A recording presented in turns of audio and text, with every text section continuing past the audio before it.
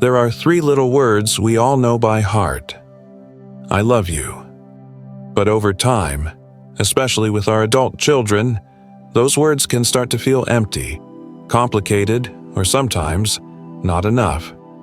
Maybe you've said them many times and still felt that growing silence on the other end of the phone. The visits that get shorter, the texts that go unanswered, and deep down you wonder, do they know how much I care? Here's the truth that no one talks about. As our children grow up, their emotional language changes. What once felt comforting now feels controlling. What once felt close now feels crowded. But love hasn't disappeared. It just speaks a different language now. One of actions, trust, space, and presence. And in this video, we'll walk through 6 quiet, powerful ways to say, I love you, without saying a word. Because sometimes love isn't loud. It's patient. It listens. And when it's felt, really felt, it can heal things words never could. Way number 1. Respecting their boundaries, even when it's hard. Sometimes love doesn't look like closeness. It looks like restraint. It sounds like silence. It feels like waiting, even when every cell in you wants to fix, help, or reconnect on your terms. As a parent, you may feel that staying involved, asking questions, checking in, giving advice, is love. But to an adult child, especially one still trying to find their place in the world, those same gestures can feel like pressure, judgment, or control. They may not say it outright, but when they pull back, when their replies get shorter, when they stop calling, that's often the message they're trying to send. Please love me by trusting me. Please stop reminding me who you think I should be.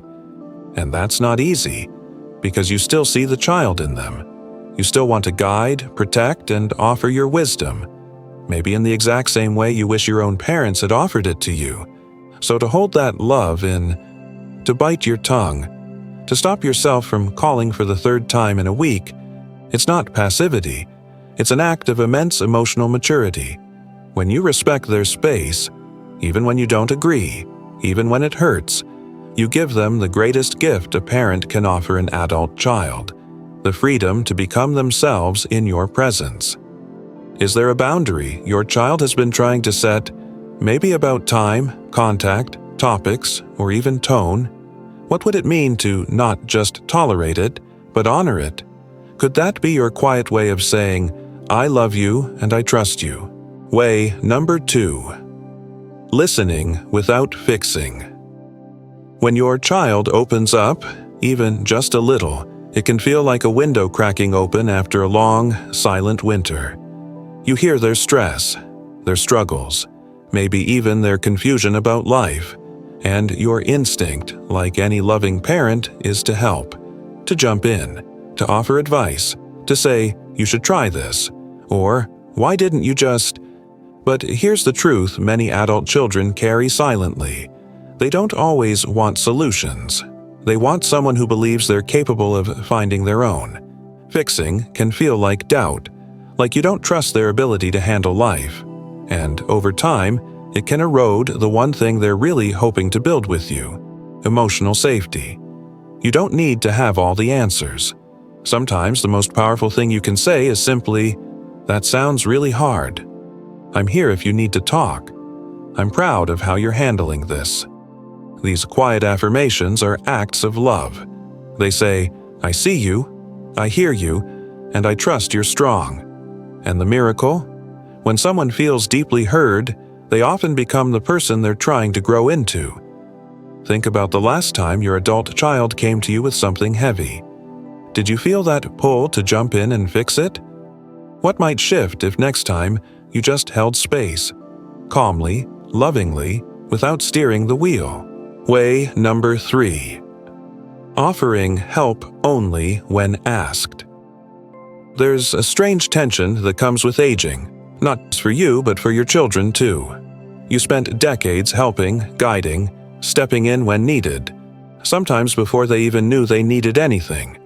But now, as adults, They're trying to find their own footing, and when help shows up uninvited, even when it's well meant, it can feel like doubt instead of love.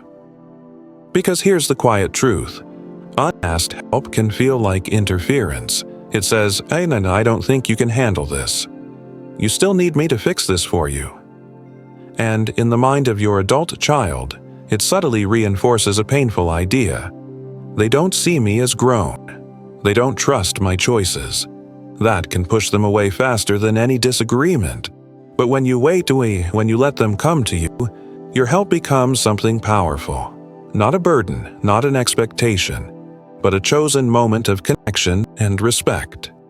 You're saying, "I believe in you. I know you'll figure it out. And I'm here, if and when you need me." That kind of support doesn't weaken a bond, it strengthens it. Can you think of a time when you offered help before your child asked for it?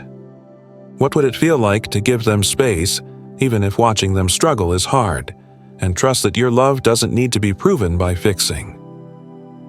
Way number 4. Showing pride, not pressure. Love can sound like 1,000 different things, but too often it accidentally sounds like expectation. I just want you to be happy. I know you could be doing more. Have you ever thought about going back to school? It's such a shame you're not using your degree. To a parent, these might sound like gentle nudges, helpful insights, or even encouragement. But to your adult child, they might hear something else entirely. You're not enough as you are. You're disappointing me. I'll love you more when you improve. That subtle pressure, even when it comes wrapped in care, creates a feeling of performance, like they have to earn your pride instead of simply receiving it. But pride is one of the purest ways to say, "I love you," without using the words. To say, "I see who you are now, and I'm proud of you," not just what you've achieved. No conditions, no comparisons, no "if only," just pride in the adult they've become, even if their choices are different than yours, even if their life looks unfamiliar, even if you'd have done it all another way, because when they feel seen, not measured, the relationship softens. It opens, and love flows more freely in both directions. When was the last time you told your child, "I'm proud of you," with no advice or suggestions attached? Could you offer that gift just once this week, and notice how it changes the space between you? Way number 5. Accepting their life as it is, not how you imagined it. Sometimes love needs to loosen its grip, not because you care less, but because you finally let go of the picture in your head. Maybe you dreamed they'd have a stable career, a close-knit family, a life that looks put together. Maybe you imagined holidays that feel like old times, grandkids that visit often, a life that mirrors your values. But your child's journey, it's theirs. They may be single longer than you expected. They may switch careers, or not want one at all. They may move far away, parent differently, or not parent at all. And when you quietly compare that reality to the dream, disappointment can creep in, even if you never speak a word. It's in the sighs, the awkward pauses, the "oh, really?" the subtle withdrawal when their choices don't match your hopes. But what they want to hear, without words, is this: "You don't have to be who I imagine to be loved by me." This kind of acceptance isn't passive, it's powerful. It says, "You are safe to be fully yourself with me. I choose connection over control. I love this version of you, not just the one I once pictured." Because when children feel accepted, they don't pull away. They come closer. Is there any part of your adult child's life you still quietly wish were different?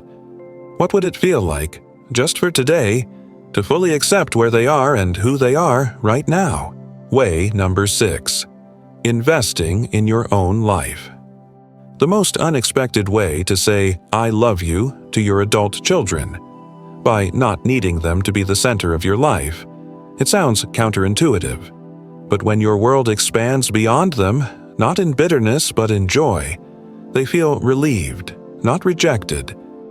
Because when a parent's happiness rests entirely on their kids' calls, visits, or choices, the pressure becomes invisible but heavy. Suddenly, every missed call feels personal. Every short visit, a disappointment. Every boundary, a betrayal.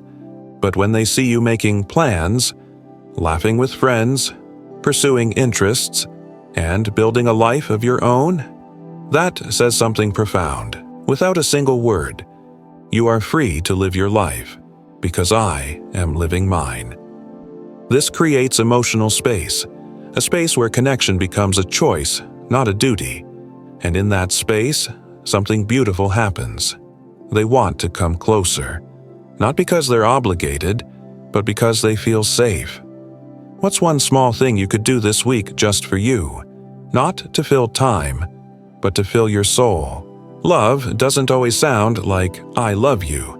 Sometimes it sounds like, "I trust you to make your own choices. I'm proud of who you've become. I'm here when you need me." And sometimes it's not said at all, just quietly shown in the way you listen, respect, and let go. If this video touched something in you, maybe a memory, maybe a hope, then here's a gentle invitation. Pick one of these 6 ways. Just one. Try it this week. Not to change your child, but to create a softer, safer space where love might grow again, in its own time and in its own way.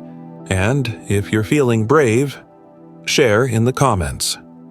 The one thing I'll try this week is, let's support each other in this season of learning, healing, and reconnecting, even quietly.